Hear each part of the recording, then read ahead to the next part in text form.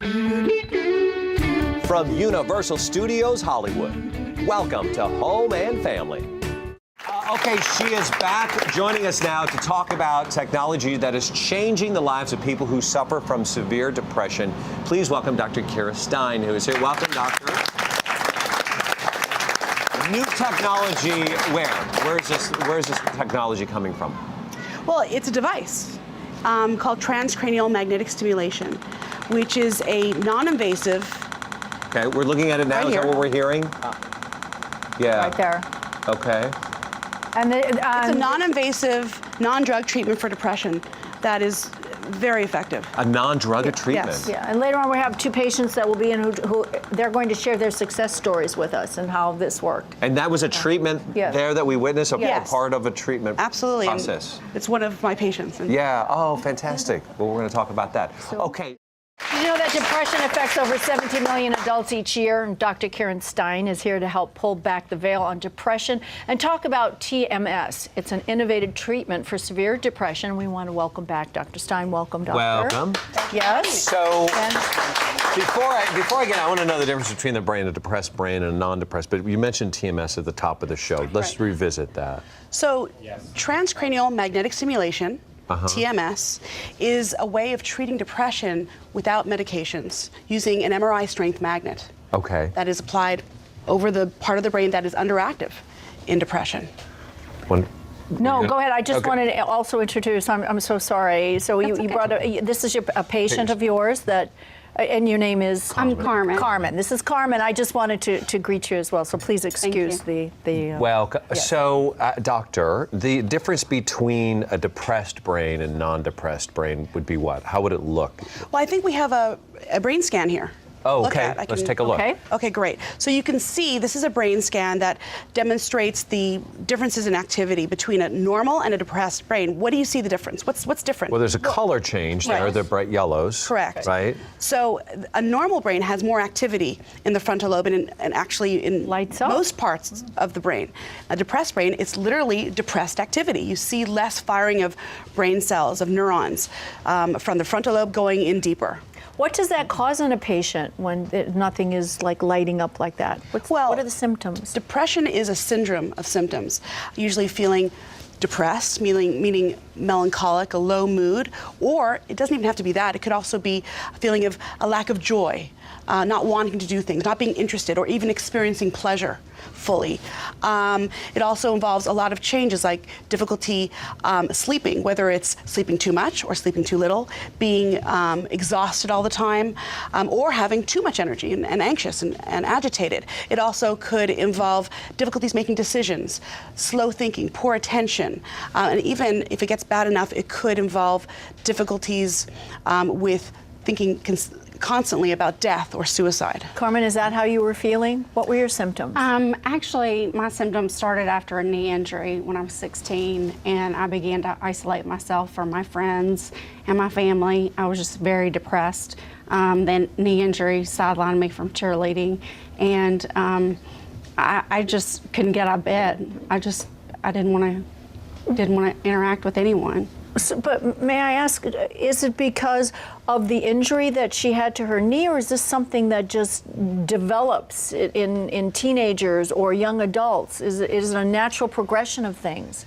Well, most people don't suffer from depression. 1 in 6 people do at some point in their lifetime.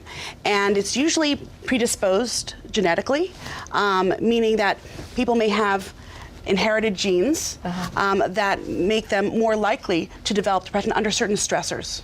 Stresses. So the Okay, stress from the knee injury probably exacerbated that and brought that on. and then having to give up cheerleading. Now, that was at a very young age, a point in her life. If that injury had not occurred, would she still have experienced depression at some point? It really depends on the type of stress that someone is going through. Inflammation is a type of stress. A physical injury, inflammation, an inflammatory process of some sort, which is a different type of injury to the body. traumatic stress can trigger the expression of genes that are pro-depression. Well, there's depression, and then there's depression, because I suffered depression after menopause. I went through but I came through it. But I had some friends that did go through it, and they went into a deep depression, and the difference was like night and day.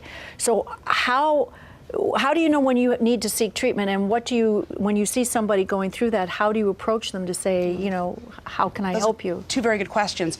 You have depression if you're having trouble functioning, if it's really impacting your ability to engage in your relationships or follow through with work. I mean, the reality is that depression is one of the most common reasons for disability in the world. Meaning absenteeism from work, presenteeism from work, meaning you're there but you're really not functioning. Sure. So it's an issue of functioning. We watched at the top of the show, we saw a little clip of what TMS, the process looks like, it more or less sounds like, and I thought for a second, is it shocking? Is it shock therapy? No, we're not administering electric shocks at all. Okay. What we're doing is we're administering a magnetic field. Okay. Like an MRI. Okay. Carmen, you're pregnant. You went through this before you got pregnant, right? Actually, before this pregnancy, but after my last pregnancy. I have a 22-month-old. So I actually was suffering from severe depression, and I had been for about 20 years. And my psychiatrist, Dr. Amanda Sparks-Bushnell, recommended the NeuroStar TMS treatment. And I began that probably my son was about 10 months old. So what are the chances now? Would she suffer from postpartum depression? Will that come back? I mean, are you afraid that might happen? Sure, there's always a chance, but my depression's in remission, and I have been, very healthy and very active since my treatment, and I've since actually started working for Dr. Sparks at Middle Tennessee TMS. So I'm actually their nurse, and I actually get to see the patients, and so they get to monitor me as well while I'm at work and see if I'm getting to a place where I might need treatment. How did you know this was working?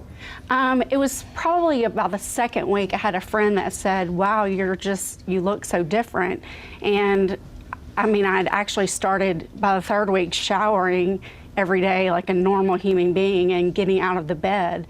And I wasn't handing off my son to the nanny because I was constantly just handing my child off to the nanny or to my husband and not wanting to take care of my child. Wow.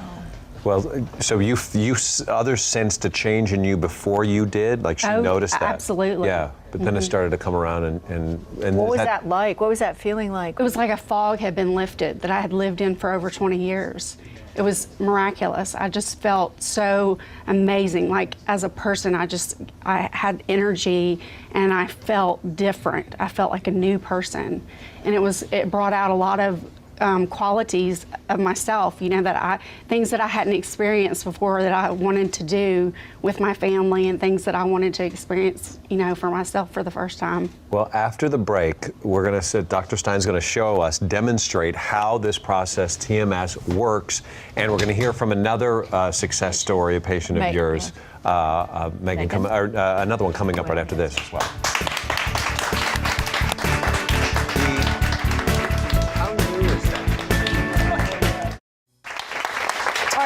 With Dr. Stein, and also joining us is Megan. She is a former patient of Dr. Stein, so welcome, Megan. Hi. Welcome.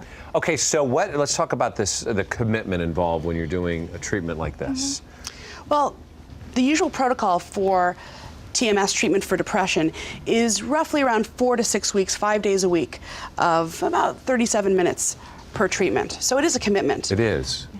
Yeah, how were you able to manage the time commitment, Megan?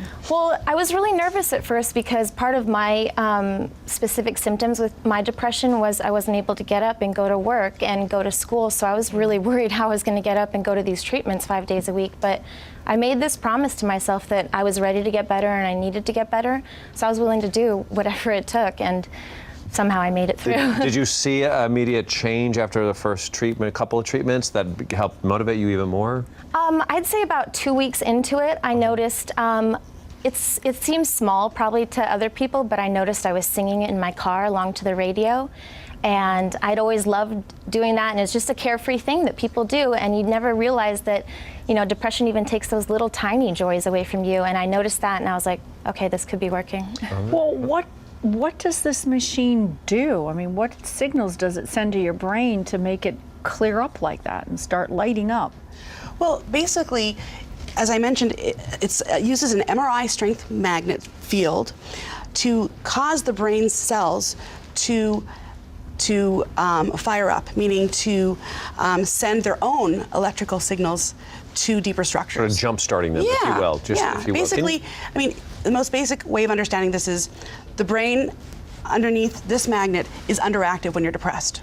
And all we're doing here is trying to activate it with the magnet. When you activate it, does it stay activated or does it go dormant again? Well, with only one treatment, it's more likely to go dormant. Right. One session. But we've figured out that usually roughly between 4 to 6 weeks of treatment really helps maintain the effect. Have you done any studies to see how long this lasts? Well, there recently was a study by the American that was presented at the American Psychiatric Association that showed that remission rates are pretty high, and maintenance of remission is pretty high with TMS. Can you demonstrate, is this, we had this on a little bit before, but can you demonstrate how it works? Our treatment will go? No problem. Okay, so we've already set it up over the frontal lobe, which is what we're treating. And all I need to do is just start the machine. And then if you can take us through, you can go ahead. But, so what you're going to hear is a little chime, and then for about 4 seconds, there's going to be a bunch of pulses. Sort of sounds like a loud typewriter. Okay? And then for 26 seconds, there'll be a rest period, and then again, for 4 seconds, it'll repeat, and that'll go on, usually for about 37 minutes per session. Okay? All right, ready to go? Yeah. All right, good.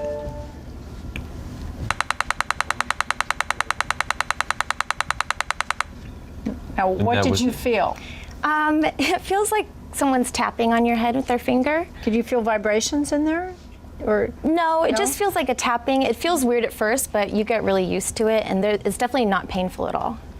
Do they need to stay awake and present and focus or concentrate on anything as this is happening, or can they read a book? I prefer that they stay awake. Okay. But we have patients watch TV, read a book, meditate. What did you do, Megan? I started out by watching I Love Lucy reruns. Just because I thought, there you go. I thought that would be sort of a happy thing, you know, to kind of take me through these sessions. But I actually ended up getting back to reading, which I love, and so I actually finished a trilogy during the sessions. And how many times a week would this be required? 5 days a week. 5 days a week that you would do, that you come in. But most centers are pretty flexible. Yeah. So before work, after work, I mean. And now, as far as insurance coverage goes, because there's so many options out there, medication-wise, does insurance cover something like this? More and more insurance is recognizing that TMS can be very beneficial for people with depression, and so more and more are providing coverage or offering coverage. so what does the future of TMS look like? Well, it's pretty exciting. I mean, I think it is a paradigm shift for the field of psychiatry. Medication is one option. Psychotherapy, of course, is an essential option. But this can be, studies show that it probably will be a potential treatment for anything that you can reach the brain with. So Alzheimer's, bipolar depression, not yet, it's not yet approved for these. Panic disorder, PTSD, post-traumatic stress, generalized anxiety, and the list goes on. So eventually, I believe that this machine will be used for other conditions, even post-stroke rehab. Now, this has been around for a while, you said, this technology. The technology has been around for a couple decades in research, being used in research, but only in 2008 did the NeuroStar TMS device, which is here, what we can see it right here, has it been available and FDA approved since 2008. And is there because we talked about it, this is not shock therapy. The actual difference between the two is what? Is shock therapy actually going in and applying? Shock therapy is actually inducing a seizure in somebody who is suffering from depression, usually. There are other conditions it treats. And usually they're sedated, either they don't feel it. And actually it's a very effective treatment for depression, for very severe depressions. This is another option, though. I like this option. It seems so much like gentler. Yeah. Yes. Well, thank you so much, Doctor. Thank you both. Thank you Thank so you. much. And if you'd like more information on TMS, you can visit Dr. Stein's website at wctms.com or Neurostar. It's Neuro star, STAR.com. And thank you so much for joining us. And Megan again. Thank you. Megan and Carmen, thank you. We'll be right back.